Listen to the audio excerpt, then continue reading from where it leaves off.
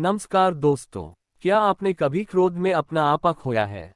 क्या आपने कभी गुस्से में ऐसा निर्णय लिया है जिससे आपको बाद में पछतावा हुआ हो?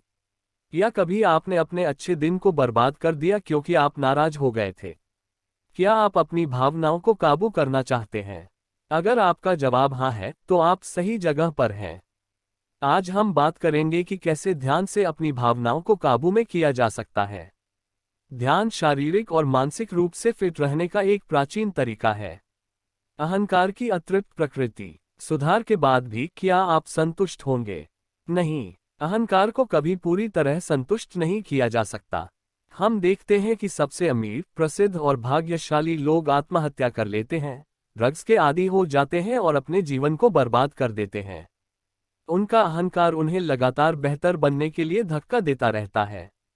जब वे ऐसा करने में नाकाम होते हैं तो वे आत्महत्या या ड्रग्स का सहारा लेते हैं। लेकिन ध्यान के माध्यम से हम अपने अहंकार को शांत कर सकते हैं और अपने जीवन को सुधार सकते हैं। अहंकार को दयालुता से नियंत्रित करना। हम अपने अहंकार को अपने और दूसरों के प्रति दयालु होकर नियंत्रित कर सकते हैं।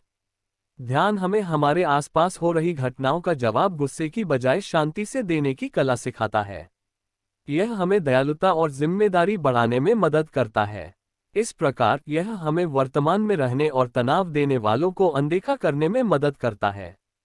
ध्यान और वैज्ञानिक प्रमाण। हार्वर्ड में एक अध्ययन में पाया गया कि जिन लोगों ने 8 हफ्तों तक ध्यान का अभ्यास किया, उनके दिमाग के कुछ हिस्सों में एक मोटी सफेद परत पाई गई। यह भाग चेतना और दयालुता से संबंधित था। इसके अलावा ध्यान ने तनाव से जुड़े दिमाग के हिस्सों को सिकोड़ दिया।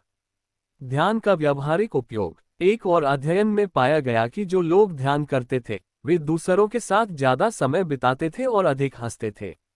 दलाई लामा के शब्दों में, एक बुद्धिमान स्वार्थी बने, एक बेवकूफ स्वार्थी नहीं। हमें अपने और दूसरों के प्रति दयालुता के व्यवहार को अनदेखा नहीं करना चाहिए। अपने प्रति करुणा में सुधार करने से हमें अपनी गलतियों को देखने, मानने और माफ करने में मदद मिलती है। यह हमें धूम्रपान छोड़ने और स्वस्थ भोजन खाने में भी मदद कर सकता है। धैर्य और ध्यान। ध्यान धैर्य को बढ़ाने में भी मदद कर सकता है। जब आप नौकरी पर जाने के लिए देर हो गए हों और ट्रैफिक जाम में फंस गए हों, तब ध्यान आपके धैर्य को बढ़ाने में मदद करता है। यह तनाव, नशे की लत और धूम्रपान से लड़ने में भी आपकी सहायता करता है। ध्यान और मानसिक शक्ति। ध्यान दुनिया की सबसे शक्तिशाली चीज, आपके दिमाग का उपयोग करने में आपकी मदद करता है। अपने दिमाग का उपयोग करके आप अपनी भावनाओं को काबू कर सकते हैं, अपने स्वास्थ्य को बेहतर बना सकते हैं और अपना कल्याण कर सकते हैं। लेकिन ध्यान एक बार में ही आपके गलत विचारों और आदतों से छुटकारा नहीं दिला सकता। हालांकि यह आपको उन्हें काबू करने में मदद कर सकता है।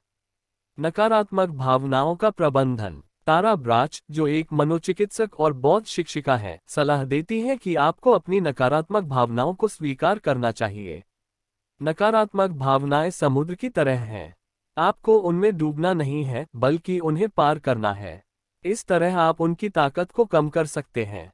नकारात्मक भावनाओं से निपटने के चरण। तारा ब्राच के अनुसार अपनी नकारात्मक भावनाओं से छुटकारा पाने के 4 चरण हैं। अपनी नकारात्मक भावनाओं को स्वीकार करें। उन्हें अपने अंदर मौजूद रहने दें। उनसे हो रहे नुकसान को पहचानें और अंत में उनसे छुटकारा पाएं। लेखक ने इन कदमों का इस्तेमाल तब किया जब वे अपने प्रमोशन के बारे में चिंतित थे। उन्होंने पाया कि चिंतित होना ठीक है और अंत में यह सोचकर खुद को उनसे छुटकारा दिलाया कि वे अपनी चिंताओं से बड़े हैं। निष्कर्ष। आधुनिक जीवन ने हमें बहुत तनाव दिया है। इस तनाव का हमारे मानसिक और शारीरिक स्वास्थ्य पर खराब असर पड़ता है।